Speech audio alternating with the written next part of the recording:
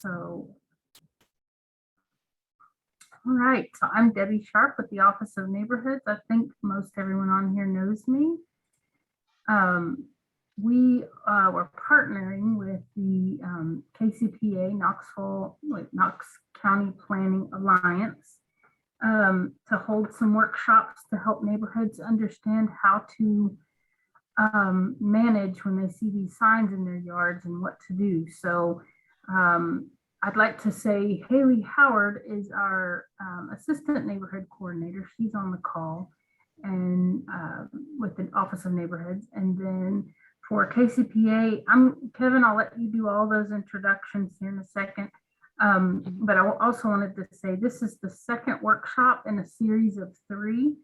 The first one was more of an introduction. This one is helping folks walk through public notification up until attending a public meeting. So this is the last one was super helpful. So I'm imagining this one will be as well. So thank you all for being here. And Allie's with Knoxville, Knox County Planning. So thank you for being on here as well. All right, so I'm going to hand it over to Kevin. And thank you, Seema, for being on here, our council person. We really appreciate you being here as well. Okay, now I'm going to hand it over to Kevin so that you can do your introductions. Thank you. Thank you. My name is Kevin Murphy. I'm the chair of the the Knox County Planning Alliance, KCPA. And we're basically a group of residents and citizens who have had a lot of experience with planning and zoning types of issues. And we kind of have realized there's a need for citizen advocates in front of Planning Commission, in front of our legislative bodies, and also to help provide neighborhoods some pointers and advice when planning issues arise. And we've got a couple of we have a 3-person steering committee. Kim Frazier and Lisa Starbuck are my cohorts on the steering committee. Then we have an extended board of advocates. And on our board of advocates tonight, we have a few that are on the session. We have Sandra Korbelik. Hi, Sandra. She's going to be my co-presenter. We'll introduce her a little bit more in depth later. Also see Mary English has joined us, who is a longtime member of League of Women Voters and knows everything about land use and is a superstar. Also have Bob Thompson on as well. Bob is a former chair of the Knox County Board of Zoning Appeals and South Knoxville resident. It looks like that's our roster for this evening. So Sandra, if you want to introduce yourself as well, since you're our other panelist? Yes, sure. Well, I've only been in Knoxville for about 5-6 years, so I'm still kind of wet behind the ears, but I am a retired city planner. I've worked probably about 37 plus years in city planning, always loved it. And I spent a year on the Planning Commission and president of Town Hall East Neighborhood Association, which is a very strong neighborhood association, both in their activities and their geographic footprint, but also a member of KCPA and one of the founding members, if I can brag on myself a little bit. And always glad to chip in, especially in providing basic information so that people can understand what the heck some of this planning stuff is all about, because it's not necessarily what you think. Exactly. Yeah. All right. Well, we're going to dive into it. Let's see. I'm going to share that screen and I'm going to hit the share button there. I'm going to drag some other stuff over so that I can kind of control what's going on. I didn't want to do that. I want to hit the present button. That looks better. All right. So this is the second of a 3-part fall workshop series that we're doing with the Office of Neighborhood Empowerment. And Debbie, again, thank you so much to you and Haley for putting this together. Ali, thanks for taking a look at our slides and giving us some feedback on this today. One of the things that we work with, the KCPA works with, is trying to make sure we've got a strong, trying to get people to leverage and use the strong resources at Knoxville, Knox County Planning. They've got a really smart staff there that have a wealth of information, and you're going to find us referring to a lot of their tools and processes and websites tonight, because especially in the last 24 months, they've done just a fantastic job of upgrading the website, adding new features, making it more user-friendly and such. So, Yeah, and Kevin, I echo that. The amount of information that they are continuing to provide through the internet, the webpage, is really professional and so useful if we can explain to people how to access it. Yep. They are doing an extremely good job in providing basic foundational information. So in our first session, we talked about why planning is important. We talked a little bit about the structure. There's a general plan, a growth plan, there are sector plans and all that. So we talked about the structure of why you should care and how it impacts communities. Tonight is really going to be the process and the tools in depth. So what's that process look like for you? What are the tools that you've got to learn more information? The next one, which is scheduled for October 21st, is going to be about how to organize and message, because in that one we'll talk about our experiences where a sign goes up and there isn't a neighborhood association, or maybe it's very loosely organized, but we'll talk about how to quickly come up to speed, some techniques to assemble, to find out how to find out information quickly, how to message and communicate, and some ideas of questions to be asking as you're going through the process and things like that. So that one should be a really exciting one. This one is going to be tonight is the tools and process. I think this is really going to be that reference guide that you'll want to come back to. And we will be putting this on a YouTube video. We'll be putting like time indexes in, so you can actually, we'll label out what each one of these segments is that we talk about. Finally, there will be a handout, a PDF that we'll post up on the website. Debbie, I'm sure, can share that out as a link in the next neighborhood newsletter. And I think that'll be a really great guide for folks. So, and we've already talked about what the Knox County Planning Alliance is, so I'm just going to skip right through that slide. But we'll go back to, what happens. Have you seen one of these signs, show up? It's got that color schema on it. It's got an R or maybe a C or an S or maybe a V for a variance. But that's the sign that says, oh, we're about to do. There's something coming up on one of these on this piece of land. And Kevin, that is not any sign. I now recognize it. That was a sign in the middle of my neighborhood association, Town Hall East. Yes. And there is quite a story behind that sign, which I won't get into, but it's a good sign. Yeah. So these, but when you look at this, all you see is that something's happening, and you can see a case number on there, and you usually have to go drive by it the third, 2 or 3 times before you can actually remember and write it down or something like that. So we see the sign. That's usually, for most people, that's the first indication they have that something's going on. So let's talk about what that actually means. And by the way, all these signs, in the last week, I've just seen these sprout up faster than election signs around here. So, so we'll talk about the process and the tools. And I want to make sure that we pay special attention. There's, we'll actually surf over to these pages in a minute, but Knoxville, Knox County Planning, the website has 2 pages. One is about the planning process and one is about the tools, which is great because that's exactly how we're going to kind of think through it today. First up is the process.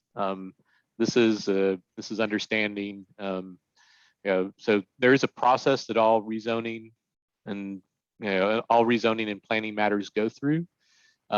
First, you need to know how to get informed when that process is triggered, when somebody submits an application to do something. Then you need to know about the, what that actual process is, what it looks like. And finally, and this is really important, is to understand the timelines, because that's what we find to to be, I think with all of our neighborhoods, every time we work on something, people don't understand that that timeline is very short and there's a lot to do in a very short amount of time. All right. And Yeah. Kevin, I'm going to jump in just a little bit. Those three issues that you raised in that previous PowerPoint, they're so important because neighborhood associations, or just neighbors, if there's no association, they start to panic and they don't understand that there's a framework within which they need to understand and operate if they're going to be effective. I can't stress more strongly how important these three topics are. Yes, yep. And I think, Sandra, I'm really going to appreciate your voice tonight as a, having served on Planning Commission as well. You know what it's like on the other side too, when neighbors and neighborhoods are coming in front of Planning Commission. Plus, you know what you're asking as a, as a Planning Commission, as an appointed official, plus your, long experience as a professional planner too. So, So thank you. Yeah, this is really important stuff. And we're not going to PowerPoint to death here. We are going to dive in and show you what these pages look like. And all these links here are going to be part of that handout. So the first thing that I can't stress this enough, but neighborhoods and individuals need to sign up with the with planning to get meetings and updates. And they've got a great, I think I may have to break out of the, I do have to break out of the presentation, but they have a great, sign up for the newsletter and make sure you check the public meetings and agenda updates there. News as well is good. That tells you kind of what's going on with new plans and things like that. If you really want to get the public meetings and agenda updates, that's so key. So I'm going to go, and as Sandra, she said a little bit on our pre-call for this, the preliminary agenda, we just got an email about that being posted today. At least I think. I haven't looked at my phone, but it is published online. So if that email hasn't come out, then it'll come out tomorrow. So this is so important. Secondly, there's a registration link. If you want to register with KCPA, we post blog entries up, and we will post up things about interesting agenda items that we see. We'll kind of post maybe a quick summary review of, here's what we're looking at for the upcoming month, and things like that. Also very important, Knoxville, Knox County Planning, and KCPA both have Facebook pages. Certainly want to subscribe to those. I'm sure Knoxville, Knox County Planning probably also has a Twitter account as well. So those are good ways to get informed. There's a planning page, which I'm going to surf over to now, that tells you how to keep up with things. Then finally, the Office of Neighborhood Empowerment has their weekly newsletter. That's a wealth of information as well. They will let you know when some of the planning meetings are. I also know, Debbie, you're really good about putting in when the city BZA meetings are coming up, which is another thing to get subscribed to. And then finally, we'll spend some time on the KGIS cases page there too. Actually, I may, yeah. Oh, Mary, did you raise your hand? Oh, you'll have to unmute yourself. Yeah. Yeah. This is actually a question for Debbie. Debbie, do the neighborhood associations typically have a point person for land use issues within the neighborhood, including individual properties? I think that depends on the neighborhood. There are a few neighborhoods that have a person to focus on that, others don't. I think it depends on the neighborhood. Yeah. Because what I'm thinking is this is a wealth of information, but it's also something that is so layered and in some ways so technical that to expect every member of a neighborhood to dig in is difficult. That's I'm a great. wondering if there would be some way to have a point person for what are there, about 50 neighborhoods, Debbie? Something like that, roughly. There's probably Anyway. more like 120, but that are actually active, maybe not Hmm. as many. Yeah. Well, anyway, it's just a thought, but it would help. It would be sort of a each one sort of thing. Yeah. Yeah, I think that's a great point, Mary. There is a lot of information that comes Mm. up for land use planning. Neighborhoods, yeah, I think now it's a good best practice for neighborhoods is to have, I'd say 2-point people, because when that 1-point person is out of town and doesn't look at their email and something flies in and affects them. But yeah, the neighborhood should definitely have 1 to 2-point people to really monitor this stuff. The good news is that those people can fairly quickly do can go through the agendas, and they can, that's one of the things that we try and do at KCPA is call out when we see something that we and notify neighbors proactively, and say, hey, we noticed that this one is this is a large magnitude issue and it's in your neighborhood, coming up this week. So we try and provide that advance. By the way, I will get these slides out to everybody. I know I've got email addresses for everybody on this. I will send that out right after we're done today to you, so that everybody has all these. Yeah, so there's we'll actually pull up. I'm going to pull up the Keep Up page for on the Knox Planning, which has which kind of says the other ways, lets you know how to stay up with the case from start to finish. So not only do we get the public notice signs, but there is legal notice published in the newspaper. I do find that to be the hardest way to keep up, but it is that is what state law says we have to do, is legal notice. The public notice signs, the postcards that are sent to property owners within 300 feet of something that's being rezoned or the planning is acting on. That is above and beyond that our planning department and city and county do. I think that's great because that's much, that really is being proactive to try and get the word out. So that's how you can learn about something. They're going to go. Oh, go ahead. Kevin, I'm sorry, but go back to the sign graphic. And I would like to point out to the audience that in Knoxville, they only post the sign and what they feel is the heaviest traveled road. They don't post a sign along all property lines that might face a right of way. So you may not see the sign unless you happen to drive on what the staff considers as the heaviest traveled road. So you really need to be kind of alert. Yeah, yep. So I'll show you what I personally have found to be the two best ways to figure it out. As the bottom link here is the KGIS planning cases, as well as Allie pointed out to me that planning has the KGIS cases page. So I'm going to bring those up. There is a active cases page. So this is knoxplanning.org/cases. That's the link. This shows you everything that's happening for the current month. So you can you can search through this fairly fast. You can say look the different types of cases that are out there. You can if you know if you know the actual identifier, you can pull it down. They're also sorted through the agenda. So first on the agenda, they go through right-of-way closure, then street name changes, then rezonings. So this is one way you can see it. It does tell you, at least who the applicant, it tells you stuff like the applicant and all that. This takes you kind of into the middle level of detail. To me, the thing that I look at the first thing when the preliminary agenda comes out, and this is great because I haven't looked at this yet, so you're going to see this happen live, is this is the KGIS tool for planning cases. And this is a map of the county, and everything that's has some text on it is a case that's active for the current month.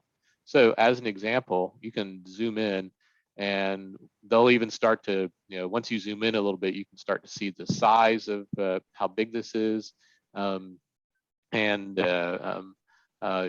now we can start to see, oh, well, there's something big happening on Alcoa Highway in the UT area. This one's a little bit different. There's something happening right in the middle of Fort Sanders. That looks like it's probably on the Fort Sanders Hospital area. There's another one over here on Middlebrook Pike. at Sutherland Avenue. So that one's a big, big looking piece of property. Then you can zoom out and pan and all that stuff. This to me is the fastest, if I want to know what's happening near me, I can do that. So as an example, I live up here on Murphy Road, and I know that that's the top end of Murphy Road, and there is looks like a use on review and a concept plan going in on Murphy Road this month. Kevin, this is the quickest way that I also, as president of Town Hall East, look to see what's going on in my area. It's hard when you pull up the agenda to know where these things are, but the map is absolutely splendid because you can see right off what's going on and then click on it to get some further information. Yeah, yep. So we'll do the click on piece later. That gets into our, how to get that specific information on that parcel. But this is the best way to get the overview. So this, just looking at this right now, I can tell, there'll be some interest in the city there. Kind of surprised Hardin Valley out here is usually a hot spot for rezonings. They don't have much going on, but there's a little bit in the Carnes area here, and one that looks, just in terms of size or magnitude, maybe 20 or 30 acres. So that'll have some people, that'll gather some interest there. All right, so that's the two, so first you need to, the first tool the first thing in the process is you need to get informed to know when something's happening. So we've got signs, we've got lots of online information. I think the signs, postcards, and that map are the three things that people use the most. All right, rolling on to the next thing. So we're going to talk about process a little bit. We're going to show some flow charts, but there's really there's four processes, but it really comes down to two groups. So this is kind of the playbook of, the different plays that you see in planning. The first process deals with plan amendments, which are either sector plans or 1-year plans. And the plan represents that's the vision of where we want to get to in the city and the county. That's kind of like the to-be state, or that's our guidance for what we should be trying to work towards. Then there's zoning, which plan amendments and zoning usually happen at the same time. You'll see that in a second. Zoning, that's the zoning ordinance. That's the vested rights in the property. So what you're zoned at today is what you're allowed to go use it for. That's the regulations that you're held to, the building permits you can pull, all that stuff relates to the zone. The second bundle of plays, the second two are either a use on review, which is what it is in the county, or a special use in the city. That's where you're asking for, that's where planning is said, we want to take a closer look when these types of uses happen in this zone. We won't talk a lot about all the use on review options, but we'll talk a little bit about that. The last one is a concept plan, which is almost always part of a use on review, almost. And that concept plans are required. That's the map that says when you're going to subdivide property, that's the map that says, here's the lots we're going to create.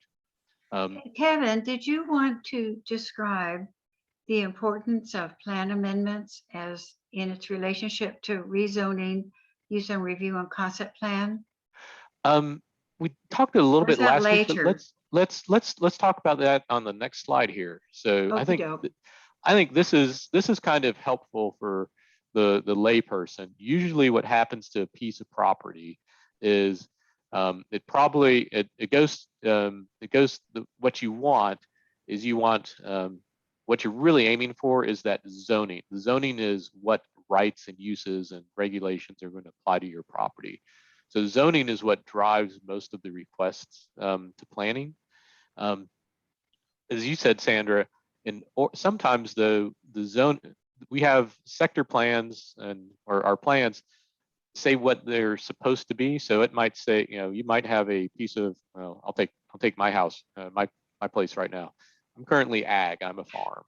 The sector plan says that I should be low density residential. So if I wanted to rezone my property to, a low density residential zone, like planned residential, I could do that and I wouldn't need a sector plan amendment. The plan says that I can, that's where we want to go to. So it's kind of sets the guide rail out. But if I wanted to rezone to something like, say, a shopping center, say I wanted, say Walmart, came out here and said they want to buy this place and put a shopping center in. Well, shopping center isn't allowed in low density residential plan areas. So they would need to get a sector plan that says that shopping centers are allowed in that area. That's the changing the vision for the area. Does that kind of explain it, Sandra? Is there? Yes, and I'm going to have just a small fuss point, not so much with changing residential to commercial, but what I've discovered is that there is a provision in the sector plan ability to, amend it if there's an extension of utilities.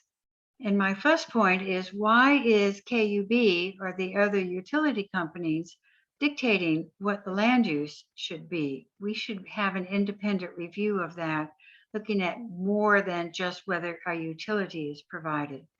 But that's neither here nor there. But it's important for people to understand that once a line is extended, then everybody thinks that it's okay to amend the sector plan. Yeah. So that gets, we'll talk through the plan process, but that's a good point to understand the sector. There's different criteria, even though a sector plan amendment and a rezoning will often appear on the same agenda item. There's different criteria for considering the appropriateness of each one of them. So the next thing in the planning process, so if you can, if a applicant can get a if they need a sector plan change, if they can get that approved and then they can get it rezoned, sometimes that's all they need. Sometimes that gives them the rights that they need and such. Some zones though require a use on review or a special use in the city. And that's where we say, well, for these types of uses, we want it to come back to planning so they can take a better look at it. The primary thing that happens on special use and use on review is that gives planning the ability to impose some conditions. As an example, you might have, I know that in the county, a neighborhood commercial district allows contractor storage yards, like storage of your contractor equipment, maybe say bulldozer or something like that, as a use on review in the neighborhood commercial district.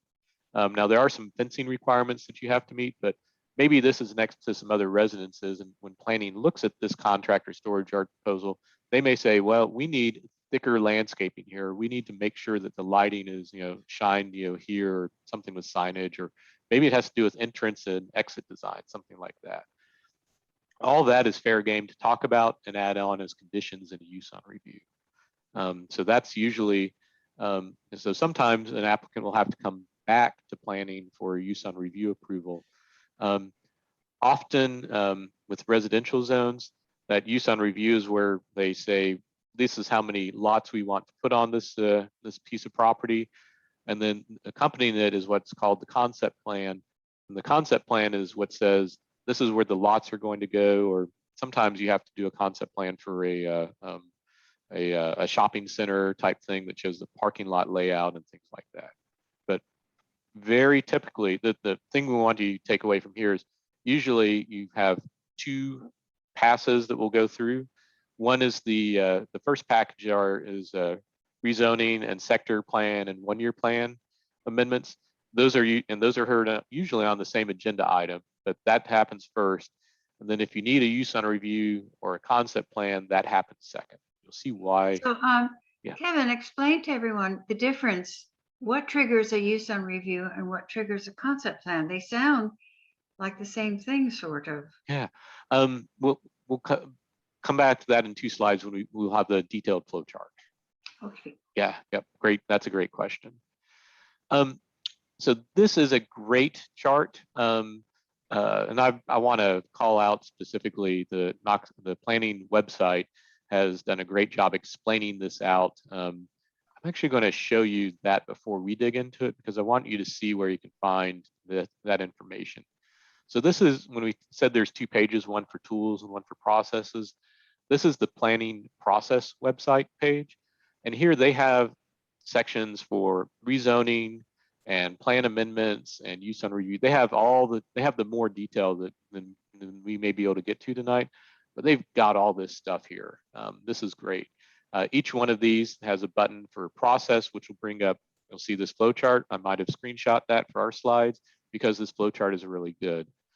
So they've got flow charts, and then they've also got a dig deeper one in. So that actually gets, I think, Sandra, you're talking about, what's zoning.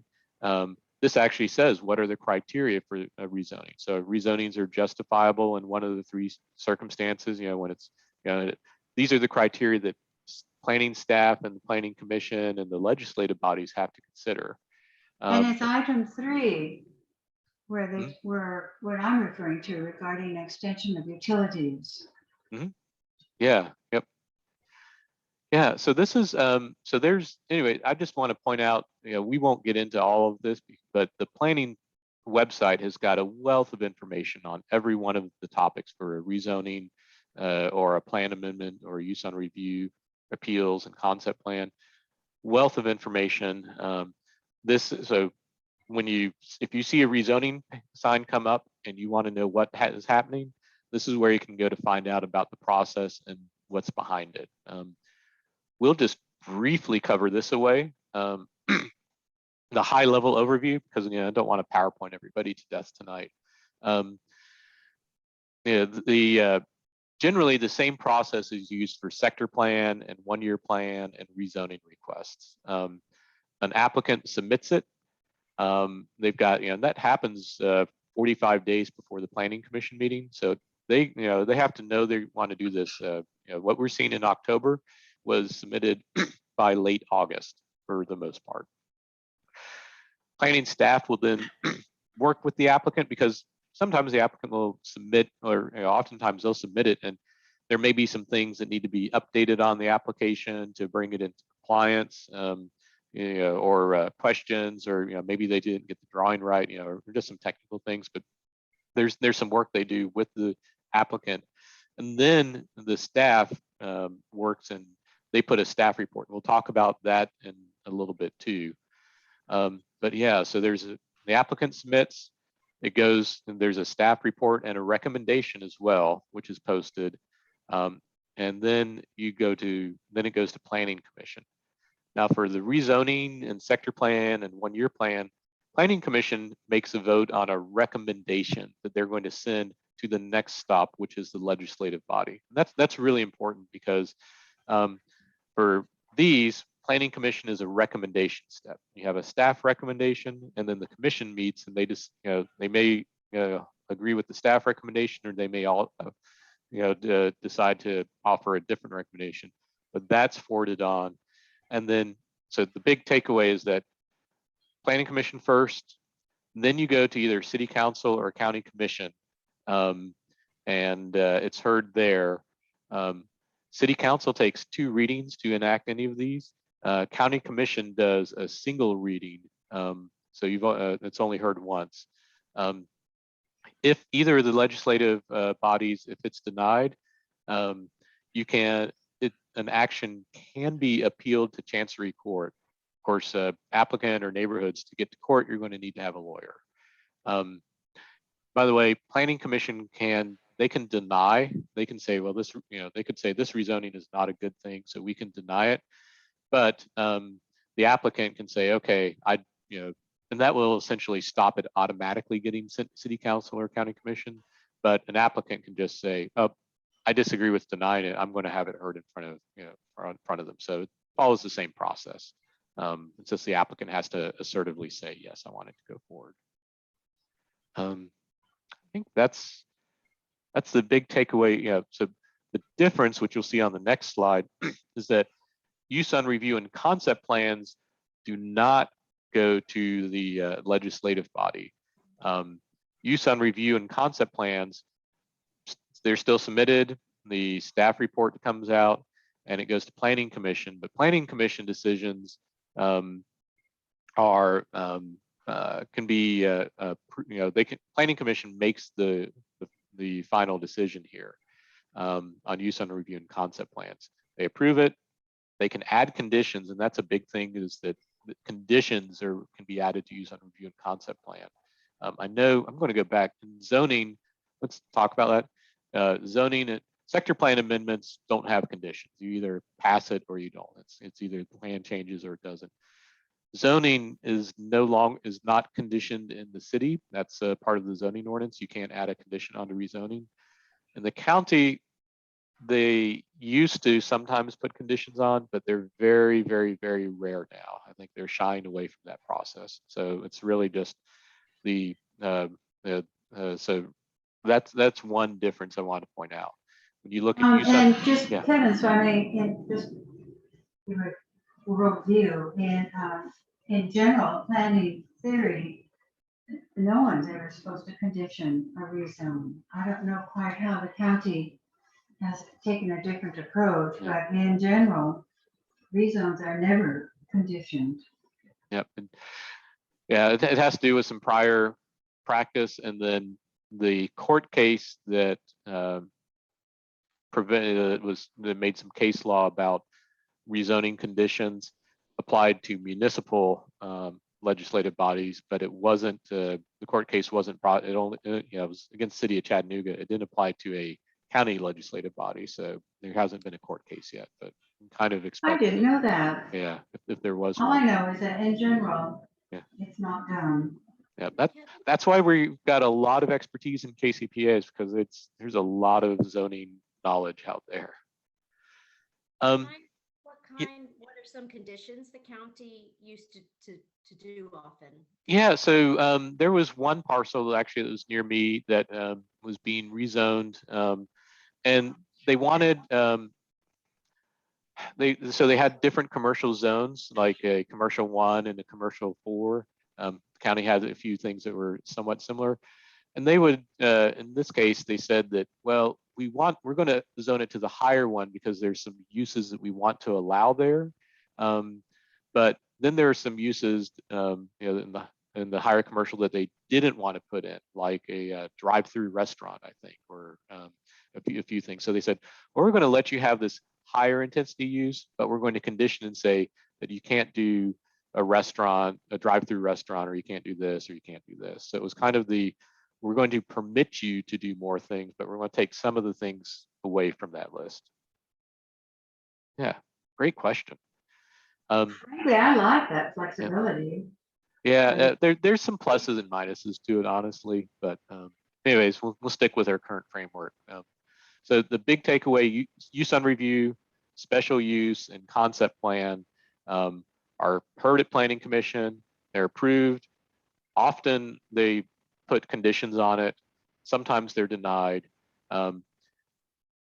Anything that's approved or denied at Planning Commission can be appealed. I'm sorry, strike that, reverse that. Thank you. Use on review and special use may be appealed to, the decision may be appealed to the city at City Council, or in the county, it goes to the County Board of Zoning Appeals. And that can happen on either side. If in this case, the flow chart shows it being denied, and that can be appealed. I think I actually cut off a note that says, also, if it approved, and this is somewhat more common, maybe an applicant or a developer got something approved, and then the neighborhood says, oh, we're really trying to get that denied. So the neighborhood can appeal the approval to City Council or the County BZA as well. Now, Kevin, what is the difference again between use on review and concept plan? I had perhaps thought that use on review was more of a zoning level review, and concept plan was more of a subdivision level review, and that's why they're treated differently. You are so spot on, Sandra. Yes. And Yes. Yep. So we talked about structure in the last workshop. Use on review and special uses are managed by the zoning ordinance of City of Knoxville and then Knox County. Each one has their own zoning ordinance. But there are other regulations that really appear are subdivision regulations, and that's what happens when you subdivide property. So you want to create more lots, take a parcel and put in a subdivision or something like that. There's a whole big packet in the Knoxville, Knox County subdivision regulations, which are joint between the city and county. there are some things stated in there. It says this applies in the city, applies in the county, but there is a subdivision regulation, and that's where a concept plan is filed for subdivision regulations. Is this a good time to point out that the county and the city have different zoning standards, but they have the same subdivision standards? Mhm. Let's just make it more complicated. Yeah, yep. Well, yeah, thankfully the subdivision standards are more unanimous in terms of the width of roads and the provision of utilities, and a lot of that is like what the map looks like. And quite honestly, it's because a lot of it I think deals with the subdivision standards go to the same people to review it, whether it's the city or the county. It goes to the same people in the planning office, same staff. They're using the same tools, measurements, and it helps them. And it also, I think, helps our engineers when they have standards that are the same in the city and the county, because an engineer can, or a surveyor can put their, The city and the county used to have the same zoning ordinance, but with the update, the county didn't want to update, and that's why they're different now, correct? I think county and city zoning ordinance have been different for a long time. Oh, I didn't know that. Yeah. Okay. Yeah, they were never different mind. well before recode. Yeah. Okay. All right.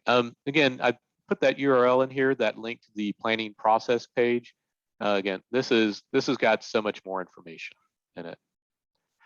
All right. Oh, Sandra, we totally talked ahead of our differences between use on review and concept plan. That's because we're brilliant. Yes. Yep. Yeah. So zoning ordinance for use on review, subdivision regulation for concept plan. But always heard, if it's a subdivision, use on review is usually the most common one is in the county planned residential zone requires a use on review, which says how many housing units and what type am I putting in. So that would be like 249 detached dwelling units, maybe with a ball field, or use on review would also be like, or with a school also allowed on it or something like that. So use on review says what use is going to happen there. And then if you're creating lots for those 249 houses, you submit the map that says this is what the lots are going to look like. Heard at the exact same time. All right. Finally, the very important, and we talked a little bit about appeals. There is the great page that really dives into this and gives you the deadlines, but good to know the different the cases in the city and the county where they can be appealed to. So that's all laid out. Going to this, this is the page on the planning website. So it gives just a lot of good information about how the appeals process works. And the clock starts ticking when, Kevin? That's a good question. Does it start ticking when the minutes have been approved at the next meeting, or does it start ticking at the time of the vote? Well, I think that if it's a situation where the planning commission makes a final decision, it would be the time of the vote, because that's the decision point. Yeah. I think you're probably right. I would, as soon as that vote is made, consider that to be when that 15 or 30-day appeal clock starts ticking, and that's when you need to go and decide you're going to file. Yep. All right.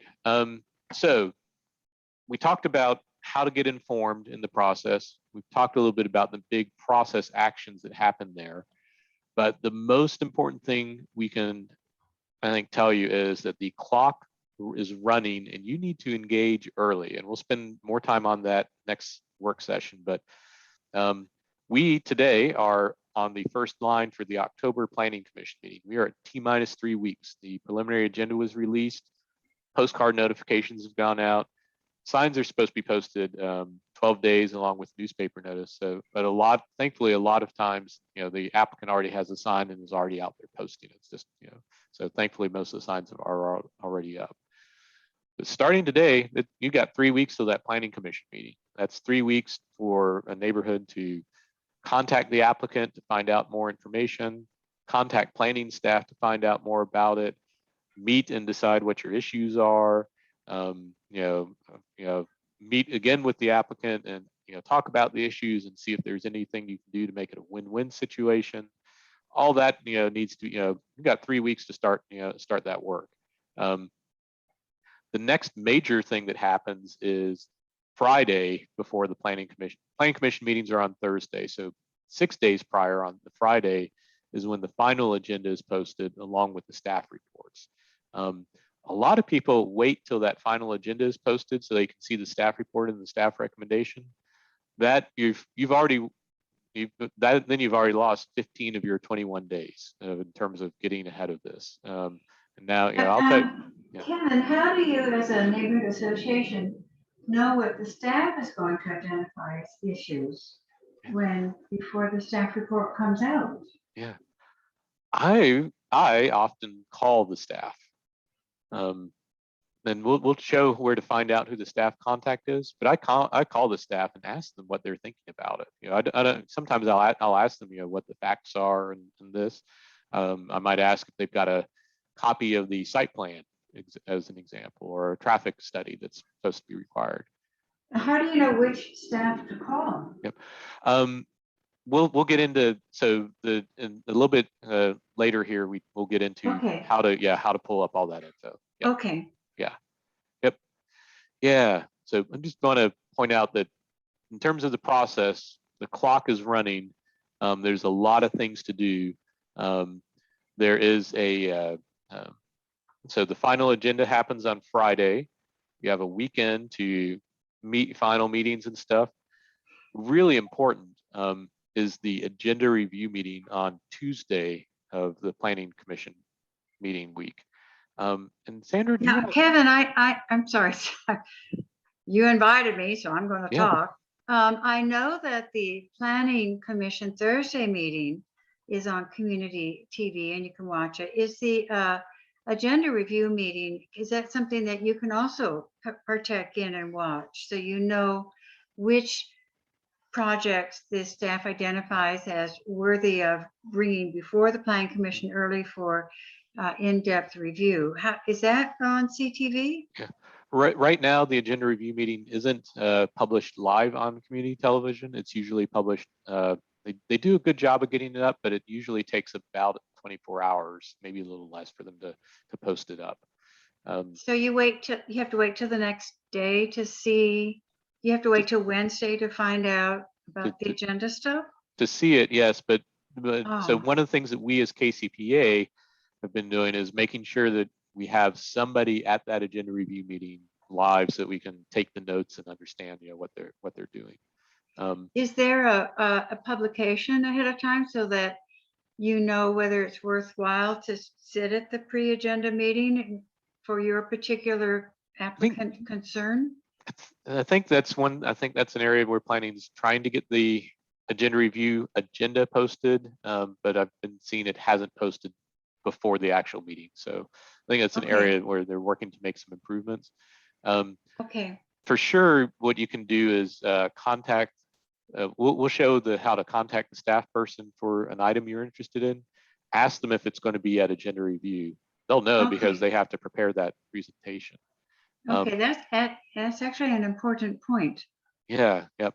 Do you want to talk a little bit about what agenda review meeting is for, and kind of how it works and how it is useful for staff and planning commissioners? Oh, sure. It's the agenda review.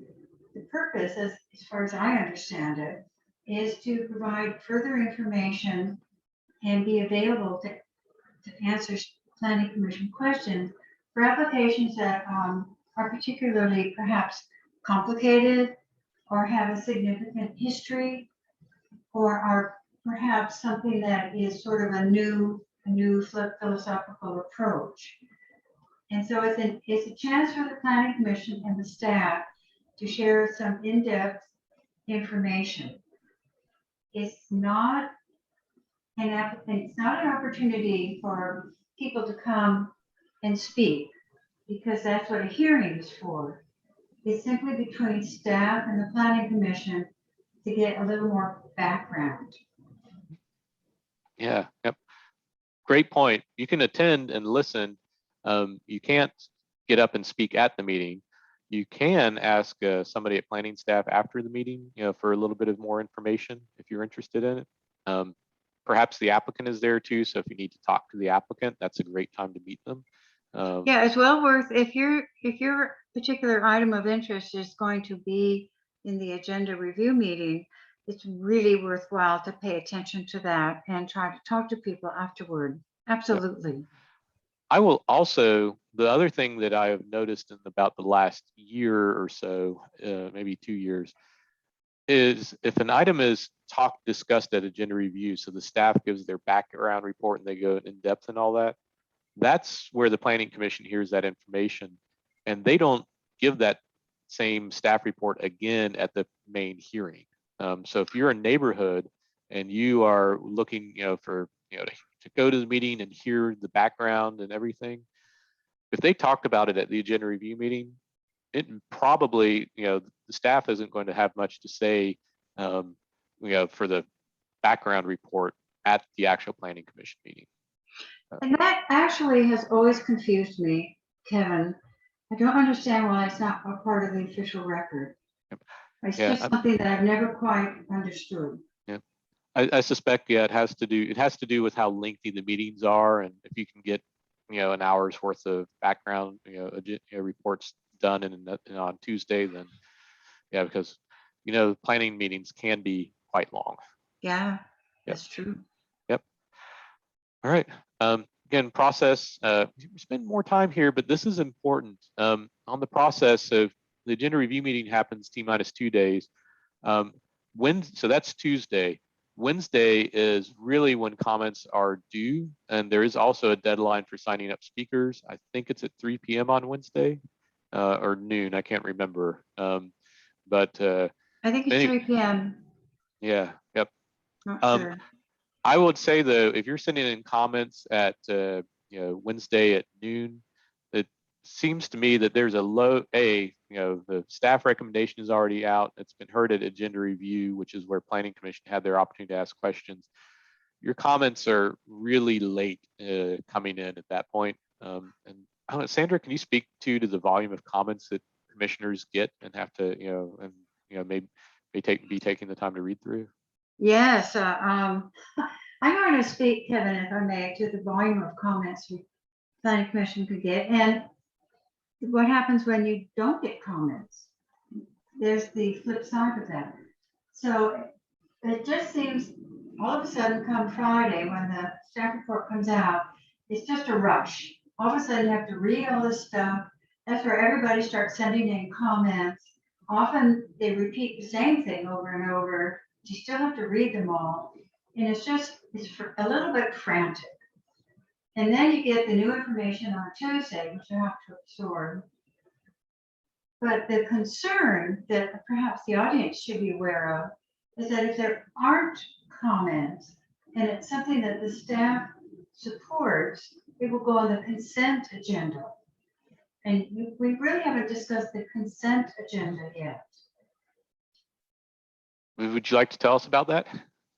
Yes, the consent agenda, as I understand it, is where everybody agrees that it's a good thing and we don't need to have a hearing and vote on it. We'll just lump them together, and I mean, not in a bad way. I mean, it's really efficient, and approve it. And if anyone speaks out against the consent agenda, it's immediately pulled, no discussion, it's immediately pulled and presented as a hearing item. But if you as the audience think you're going to show up randomly the day of the hearing and speak to something, you've missed your 3 p.m. deadline or whatever the Wednesday deadline is, and it's on the consent agenda, so you can't speak. And so it will just pass through. Which I'm not saying that's good or bad. I'm just saying people need to be more aware of the power of the consent agenda. That's a really good point. Yeah, and we didn't talk. What we're not going to cover in depth in this is how the actual planning commission meeting works, or the city council or the county commission meeting. But I think your point on the consent agenda is really important. You need to submit comments, need to sign up to speak, because if you sign up to speak, then it's not going to be on the consent agenda. And then Correct. also, yeah, yep. And also the last chance that you have at Planning Commission is to show up, and when they read the consent agenda, you can step up and ask, they will allow people to come to the podium and ask for things to be pulled off the consent agenda, but you've got to be there and ask for it to be, when they do that. Otherwise, they vote on the consent agenda and boom, it's gone. I do know City Council and County Commission both do not have consent agendas for, I know County Commission doesn't have a consent agenda for zoning and sector plans. Does City Council have a consent agenda? I don't know. Yeah. I sort of didn't think so, but I'm not sure. I don't think so. I think, yeah. Oh, Seema? We don't for zoning matters. We do for other things, but not. Okay, yeah. I didn't thanks. quite hear what she said, Kevin. She said they do not have consent for zoning matters. Okay. Yep, they have consent for other items and ordinances and resolutions, but yeah. And I think that's because zoning is such a particular thing that it requires a positive. It's a change in law. Yeah, yeah. So, yeah. All right. So anyways, that is the deadline. There's appeals, and then usually it's heard, once a matter, if it passes or if it's, denied and then appealed. Either way, it goes to City Council and County Commission.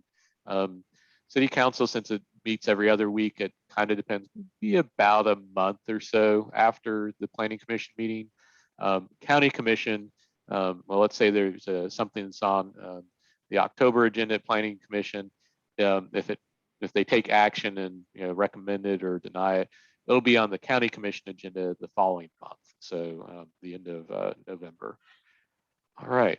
Well, that was a lot. I think actually we've done most of the look at on the planning website for understanding the process. You saw all the flow charts that are there. They've got that great process page. So good news is we're pretty well through that. It's top of the hour, and the good news is, yeah, we're making good progress. We won't we'll probably go another 30 minutes at the most. Okay, but Kevin, I don't know if we're wrapping up now or not, but it's the next KCPA Office of Neighborhoods presentation that's going to be the most fun.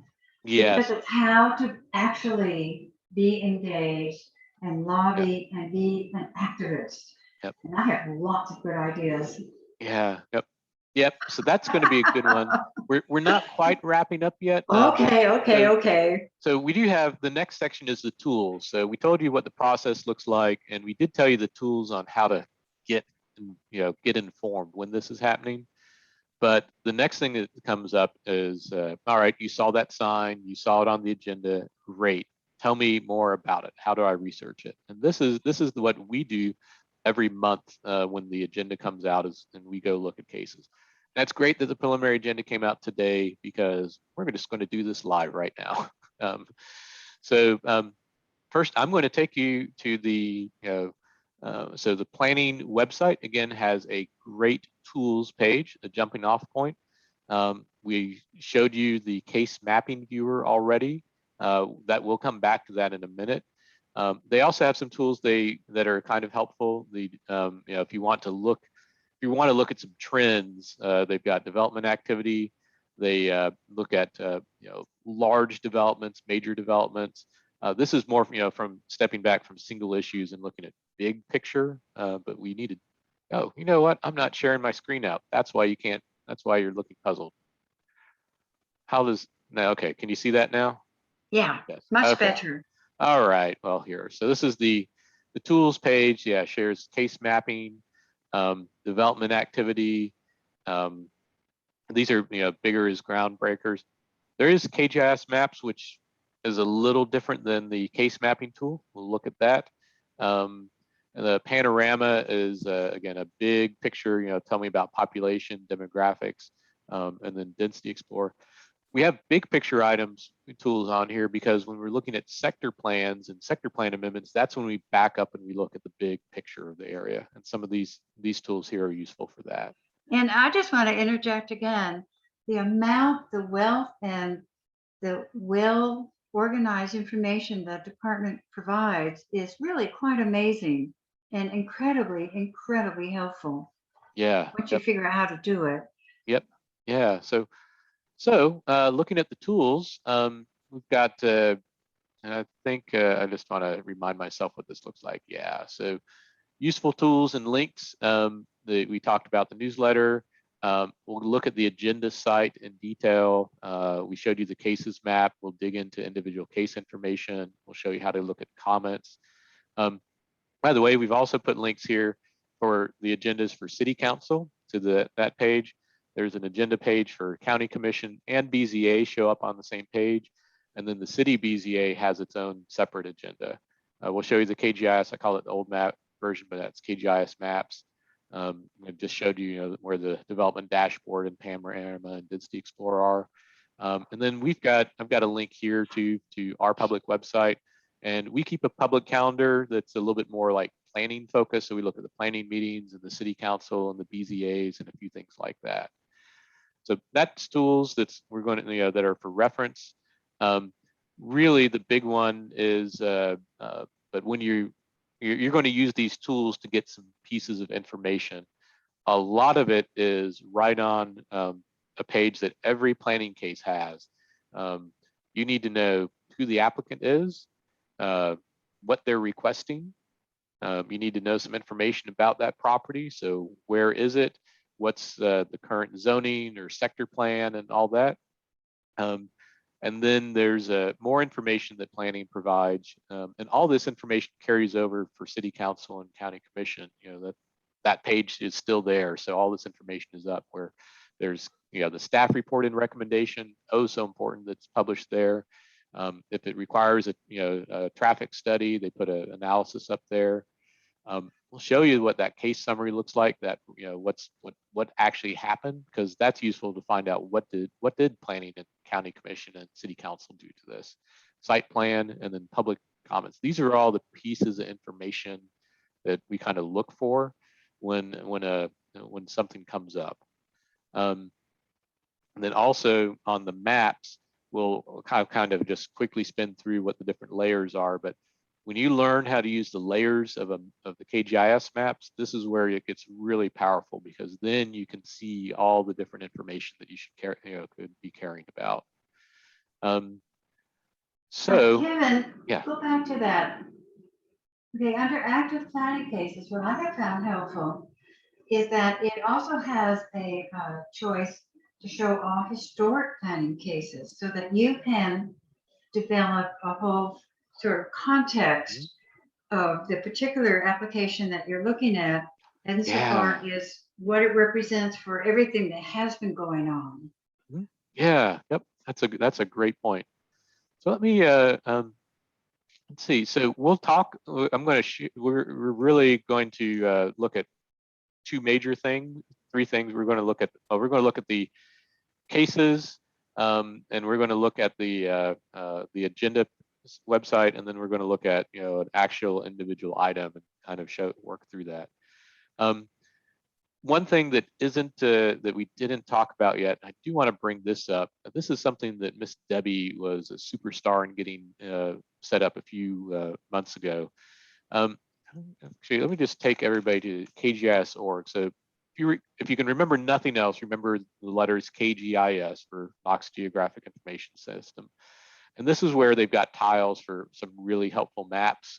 The old one, KGIS maps. Planning is the one that is really interesting. Also in here is the city's office and neighborhoods. I'm going to click that one because that brings up a great map that Debbie's got for the city.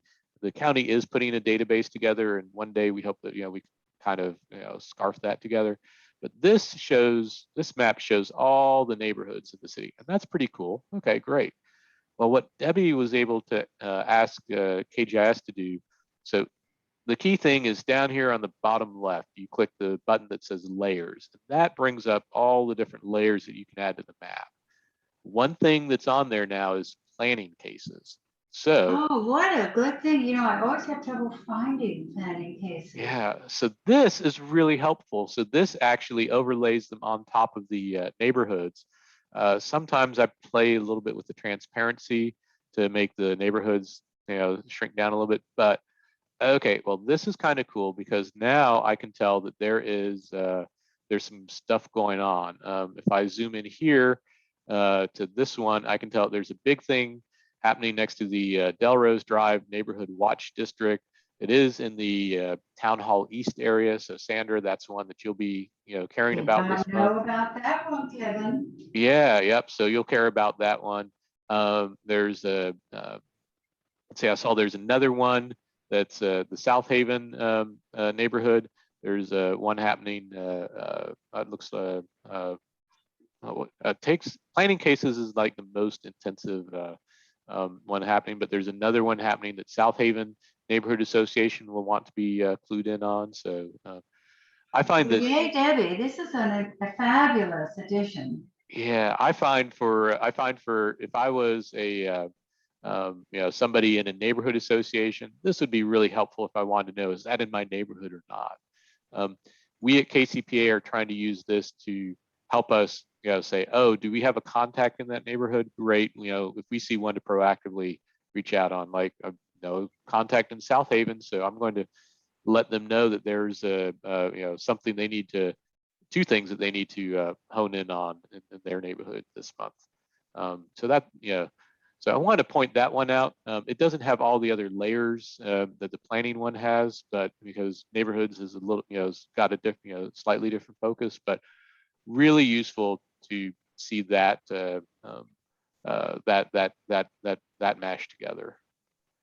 All right, so we've looked at the page.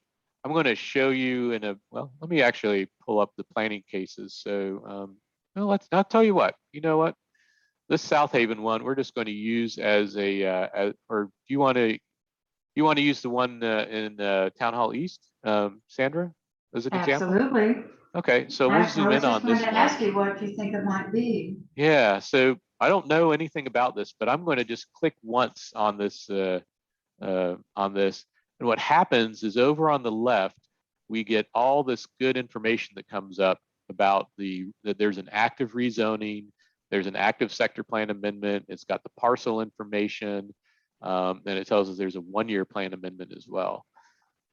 Then the next thing I can do is I can click on any of those, and that will take me to more information where you can directly get to the application and the staff report and the recommendation, or a case summary or a site plan for this. But the staff report isn't available until the Friday. Probably not. So I bet, yeah, if I click this, oh, they've got a preliminary staff report. The staff report doesn't always get available right away, but they do publish like the preliminary maps. So they've started, pieces of the staff report have already been published, including. No, I didn't know that. It doesn't always happen, but sometimes it does. So here, oh, okay, we do have full information, and this is public record. So as an example, if you're a neighborhood group and you need to contact this applicant, they've got a name and a phone number of somebody I can contact there. That's really helpful for me in the neighborhood. Just to kind of give a little bit of information, it's not called community development anymore. Housing and Neighborhood Development reached out to me and connected Kanika with me already, because she was trying to find out who to reach out to. So that's really nice. Great. Okay. Yeah. Yep. So this has got some of the information in it. I'm sure there's not a case summary yet. Yeah, the case summary document is unavailable and the site plan is not available, but it gives us a little bit of information. The key thing also when you're looking at the maps is you can use the little X here to get out, to kind of close the little panes up.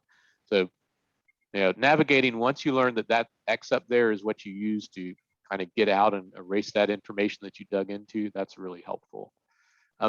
I'll tell you what, we're in this tool right now. We're going to look at the, I'm going to show you the different layers that are kind of helpful to get context. Sandra, you were saying that it sometimes can be helpful if you open up and if you hit the plus sign, we can pop out and we can check all planning cases. And now it's going to search and show us all the planning cases that have happened on that area in a while. And that gives you such a good idea of what the trends are historically, and you can project them forward what the future might bring. Yep. You can also, let's see, has this parcel had some other planning actions on it. So right now we've got these that are active, but has it had anything previously? It looks like there was I don't know what this rezoning is. It says 10P. That's something from this month, but something's inactive. The 10, I think it's the year, so it'll be 2010. Yeah, or no, that's the month. It may be that, oh no, for some reason it's displaying the active ones and then it displays it again down here. But I can find out that there was a rezoning back in 1992. There you go. And it looks like it came in, it was probably annexed. It comes when it comes in with no zone and then it becomes and then they add a zone. So that's all that's happened there is it's been a pretty boring piece of property, at least since 1992. All right, so you can find out information. I do find that, especially for in the county for more residential, sometimes you've had something that's had a lot, they've tried and failed 3 or 4 times to get a rezoning. That can be useful to find out. So I've unchecked the planning. The maps that are really helpful. This is an interesting one that's not. Got 3 numbers on it. Yeah, well, 3 different cases. I'm gonna uncheck the planning cases. We know that it's this piece of property here that we're looking at. I'm gonna go back to layers. A couple things I'm kind of curious about, especially out in the county. I really like to check. First thing is, actually, I may go pick another parcel that is it's actually on county commission's agenda, because in the city, you might want to look at the zoning in the area. So we can quickly pull up, I click the zoning under base maps and we can back out a little bit and see that there's a lot of RN1 in this general area. There's some RB, which is county more intensive zoning, but it's primarily R1. By the way, I forgot to find out the most important thing, which is what are they requesting it to go to? The rezoning. RN4. Okay, RN4. Okay, so they're requesting to take it from RN1, which is single family, to RN4, which is more general. Okay, I'm glad Sandra was on top of that. Okay, so there's not any adjacent RN4 to this, and it is also next to some open space for the, is that the Arboretum or what is this right here between Brooks and Delrose? I'm thinking it's that park. Oh, that's right. Yes. Morningside Park. Yes, that is. No, Morningside. Morningside is over here. It's another park. Oh, okay. Feel bad not knowing it off the top of my head. I think it's the golf course, isn't it? The golf course. Oh, William Street Golf Course. Yep. Yeah. Now that I take the layer off, I can see that. Yep. Yeah. Thank you, Debbie. Yep. They are requesting a sector plan amendment. So that parcel that we're looking at, which I've now lost, but it's this one right here. Interesting, next to it in Marble Hills is medium density. So they are requesting a sector plan amendment, which is probably to medium density as well. But the layer is there to see what the sector plan is. The city has a 1-year plan, so I can check that and see what the 1-year plan is. It's the same as the sector plan.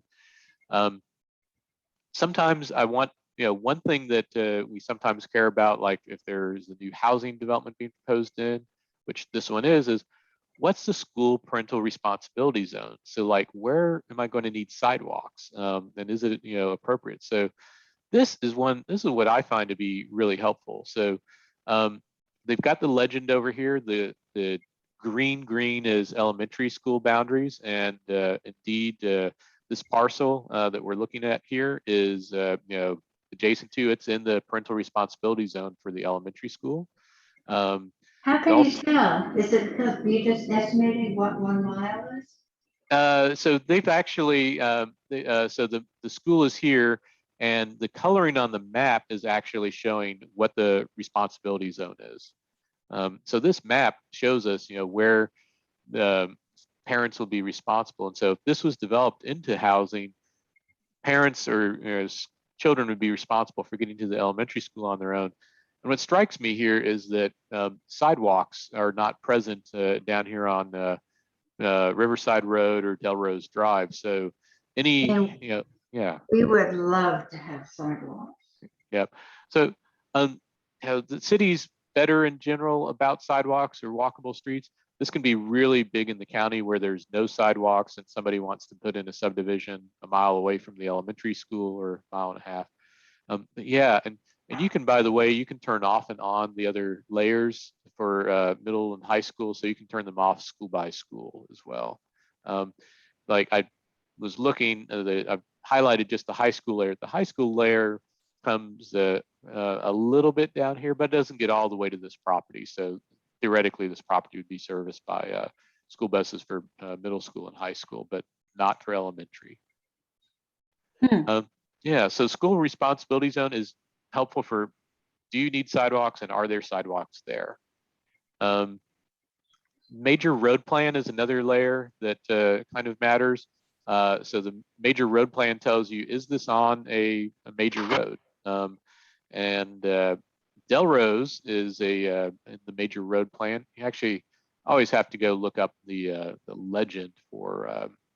Oops, I've got to close out. This is where it's kind of, the other trick on this map is these little bars up on the top left allow you to drop down the legend to see what's happening. So now I've got the legend and I can see that this green Delrose Drive is supposedly a major collector, which is the second smallest designated type of street. So okay, it's a major collector, which means it's it has some standards it should meet and things like that. Maybe not as important for this one. Very important when we're talking about development out in the rural sections of the county. Let's see. The growth plan is another layer that's available.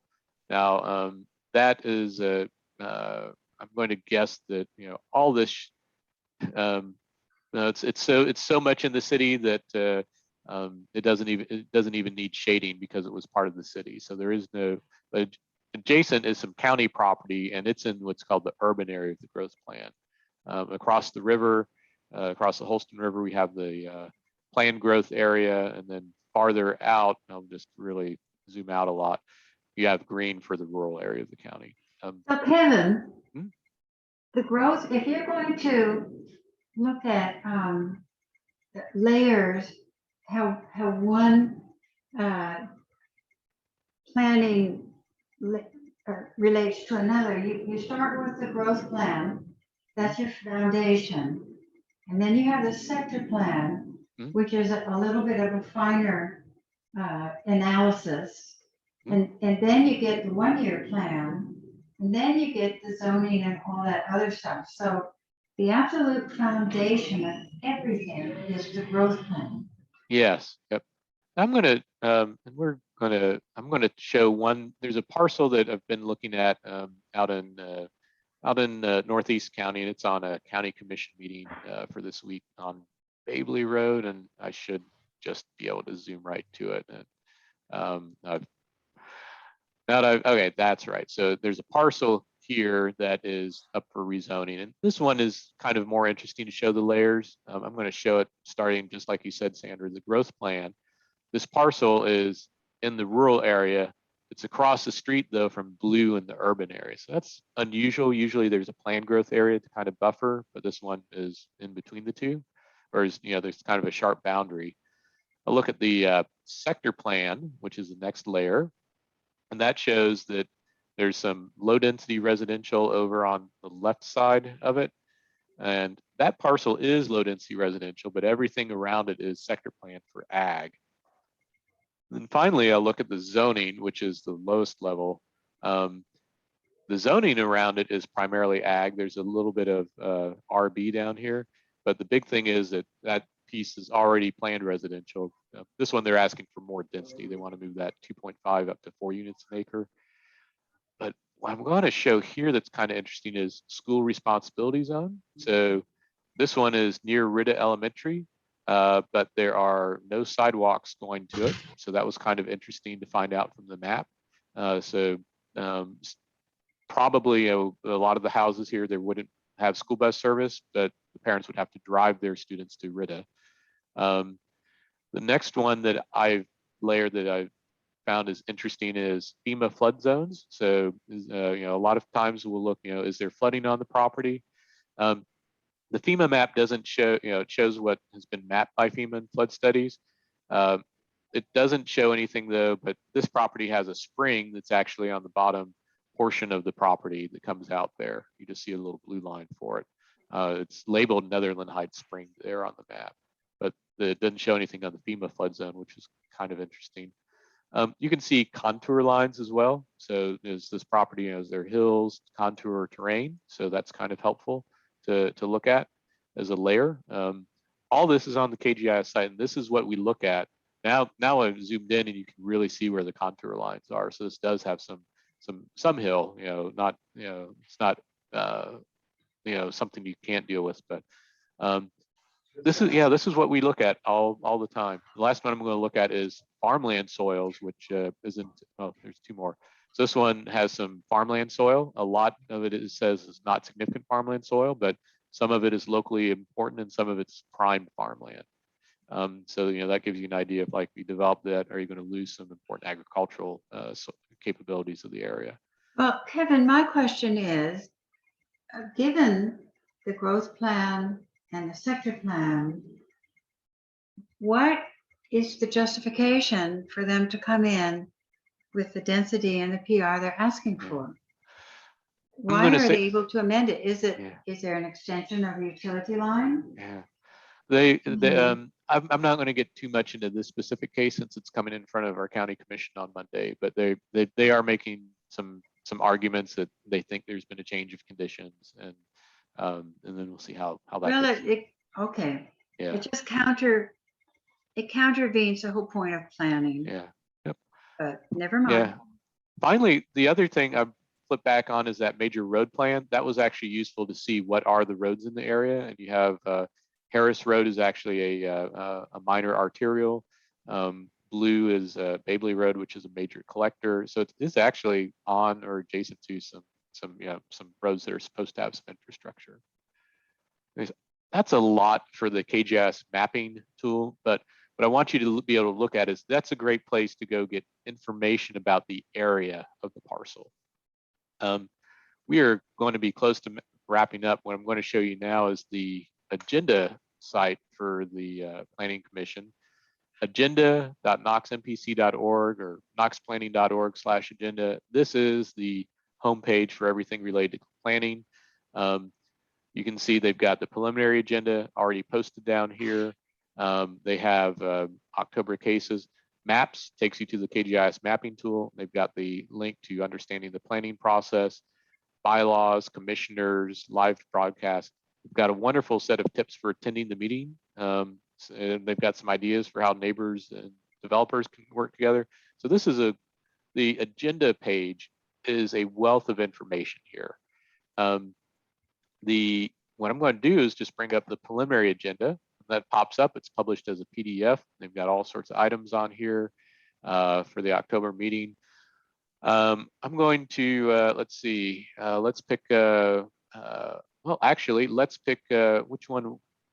Which one is the item that we were looking at there? It is. I'm trying to find the. Is it Jamie? Lakeside. Now there's a number of rezonings here. This is it. Marble Hill, Nikki Corporation, Reuben Mitchell. This is the one. So here it is. It's item 22. So it's going to be a little bit lower in the agenda. So you may have to wait around if you want to speak on it. If you click it, this brings up the next thing, the next step here. So it brings up an agenda item has 3 different quote cases. There's a rezoning, a plan amendment, the 1-year plan amendment, and the sector plan amendment. We'll just really the same information is generally posted for all 3 things. So if I go to I usually just pick the rezoning. That will take us to the page with all the info. Here, so this gets you to the specific information on this item for the Planning Commission. First, really important, we talked about our great staff that's at planning. They tell you who is assigned to write the report and work with the applicant, neighborhood, and everything. They've got Michelle Portier's, they've got her phone number and her email address on there. And if you're a neighborhood person and you need to find out more information, pick up the phone and call. she is really friendly, really happy to talk to you. Wealth of information, will answer all the questions she can, and you can tell her if there's some issues or concern that you need her to think it should be looked at, and that'll go on her list of things she's going to think about. Yeah, I've worked with Michelle, and she really is responsive. Yeah, yep. We talked about applicant requests.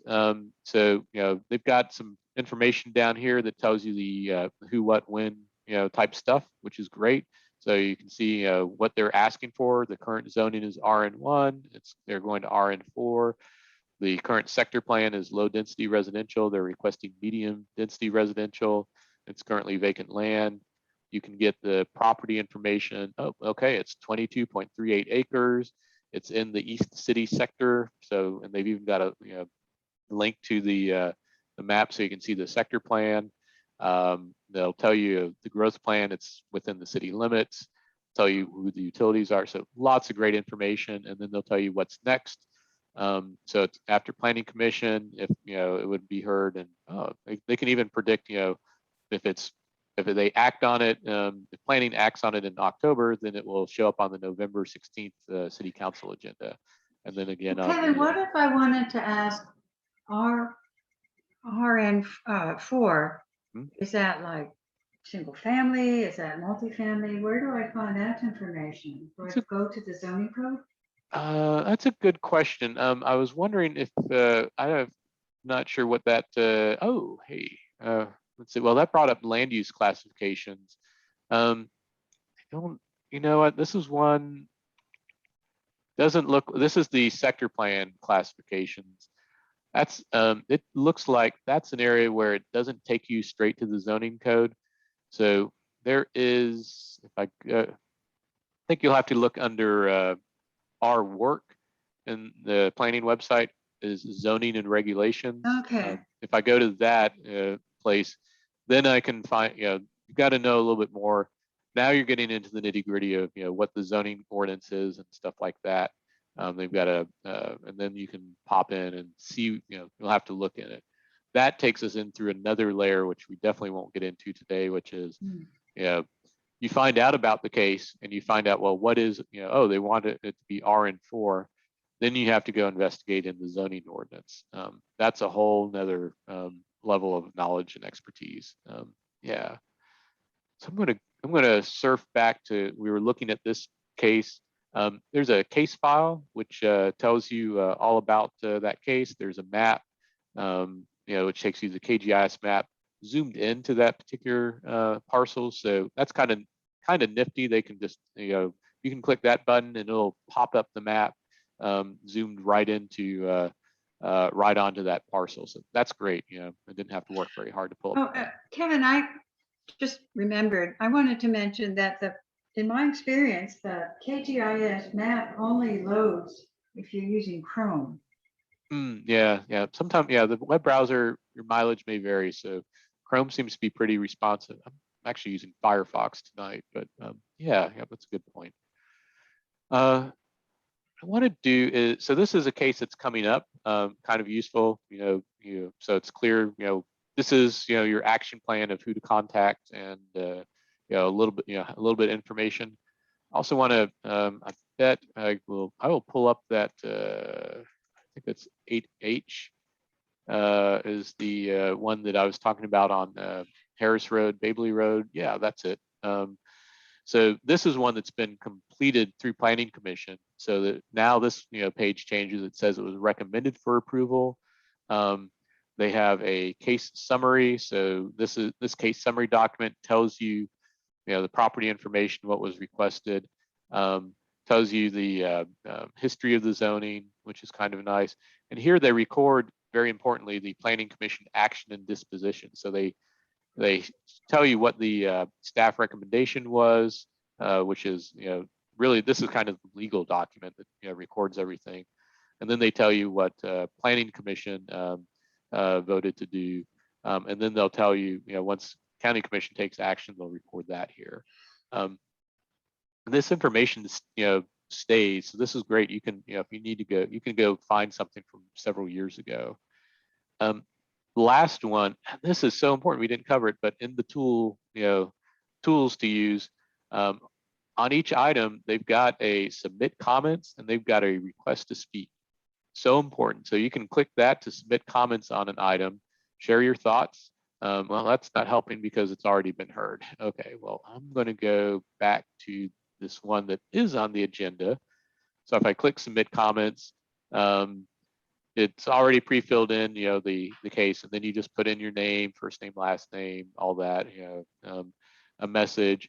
If you have an attachment, you can put a PDF together and attach a PDF to send it. Maybe you've got some images, in PDF format, but that's how you submit comments to Planning Commission. And Sandra, commissioners get that about twice a day, usually, like morning and afternoon, they kind of come through? Yeah, well, they changed the procedure. At first, it was every comment that came through, they would kind of collect them and send them out. And so starting the Friday before, the email would just go ballistic. Boom, boom, boom, boom, boom.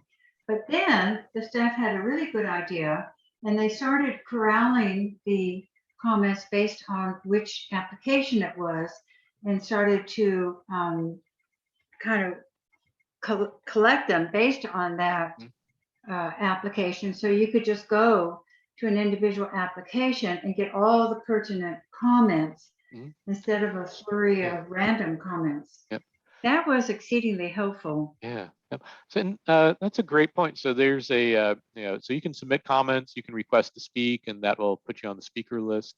I'm going to. Can I say one thing regarding comments, which is the comments that came right before the hearings? There's just no time to read them all. And the earlier you get your comments in, the better. The more likely they are to actually be pondered over. Yeah, especially if they come in before, if they come in before a staff recommendation is published and written, the staff might take those comments and it may influence their recommendation. If it comes in before the agenda review meeting, that gives commissioners something to ask staff about. Right. And that's really important. Yes. My personal rule of thumb is to try and get my comments in by Friday mid-afternoon. There is, by the way, I think on comments they are doing an approval process because they've had a few issues where some not appropriate things were sent in, and I don't think they're approving comments over the weekend before the meeting. So if you are writing your comments on Saturday or Sunday, they don't get approved and published out to planning commissioners until Monday. So really, my goal is to get my comments. About that, Kevin. Yeah, I'm not sure about that, to be honest, because I remember getting comments over the weekend and always being surprised. It's incredibly diligent staff. Yeah. So we should ask planning a little bit more about how they're working on that. But the problem in making comments before the staff report comes out is twofold. One is that you don't know all of the particular criteria and resources that the staff uses and create in what they're going to end up recommending. And two, you don't know what the conditions are going to be that they're going to recommend. And so you're really not fully informed. It's just difficult. Yeah. Yep. Yeah. Well, but anyway, yeah. So comments, there's an art form on comments, but definitely getting them in early as possible.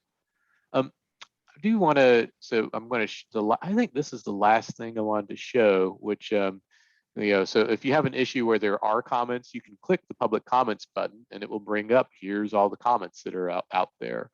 And you can see Richard wrote in and, he asked about, and he gave a PDF attachment, and then you can click that and it will, pop open the attachment so you can see what he wrote in. So that was, that's good. There is a way, I believe it's knoxplanning.org/comments. This is the secret, it's not that secret page, but this is the way to see all the comments like for a meeting. Let's pick last month since that occurred. This shows you all the comments for every case. They had 53 cases, not that many agenda items. You can pick a single case, so I'll just pick this one here. I don't know which one it is, but it looks like they had 12 comments. I personally find this view helpful if I'm trying to monitor several issues. But this is kind of nice. You can go to this view and filter and see comments for a particular case. I think that is really that is really about the end. We talked through a whole lot of information here. Yeah, I think we've covered just about everything. My head hurts. Yeah. I think this is probably a good time. I want in closing. Again, and Allie, thanks so much to the planning staff. That have really upgraded and enhanced the website. Spend some time on it. There's just gobs of information out there. I think I've actually got an old URL there, but should still work. We've got a phone number there, for the Planning Commission office. That's the main line. This link here is actually, I want to bring this one up too. The planning staff members are really helpful. They've got a contact page here where you can look for staff on various topics. So they'll tell you who it is that works there. I didn't know that we have a food staff person. That's kind of, Liz Albertson is handling local foods. Okay, that's why. Cool. Yeah, Liz has a lot of stuff in her portfolio. But yeah, you can do that. Or if you know who the person is, you can look them up and get their name and email address. So really helpful people. I cannot encourage people enough. When we're talking about tools and processes, the thing that will help you the most is to call up the applicant and to call up the planning staff and have a conversation. The thing that will help you the most is to call up the applicant and call up the staff who is responsible for it. Absolutely. It's so easy just to lift the phone. It's not scary. Yeah. Yep. I also encourage anybody that hasn't attended a planning commission meeting, a city council meeting, county commission, or a gender review meeting to do that and do it before you have an item that comes up. I know first time I had to go in front of planning commission was for something, and I'd never been to a planning commission meeting before. It was intimidating. So highly encourage you to go look up. All right, that's what we had in our presentation. Any closing comments or questions from anybody? I just encourage people to tune in for the third and final presentation where we talked about how to actually use the tools to coordinate your neighborhood and to identify the important points to bring to planning commission that will make a difference. Yeah. All right. Debbie? Hey, Kevin, I just wanted to say one quick thing, which is that, my name is Allie Ketcher, and I work with planning staff, and we know that the work that we do is really complex, and there are so many layers to this, and it's hard for people to wrap their minds around it, and especially if there's, a case that's sort of on your radar, and it's the first time anything's ever been on your radar, it's hard to figure all this stuff out. So we appreciate you guys, trying to get information out and being so engaged and trying to help educate people. So we appreciate it. Yeah, thanks, Sally, for joining. And again, I know we've said it a few times, but the website has really been upgraded, and there's a lot of great information out. I think your staff's done a fantastic job. Thank you. Awesome. Thanks so much. Yeah. All right. I just want to say, I keep learning in these as well. So yeah, this is great information. Thanks for everybody joining us tonight. And I'm looking forward to learning more in the next one. Yeah, Lee. Yep. Thanks, Lee. I see you raised your hand or want to say hi. Oh. Okay, you're on mute. I think he was telling us we did well. All right, and Bob's saying goodbye. All right. Well, I think that's it. Thanks. I'm going to stop the recording.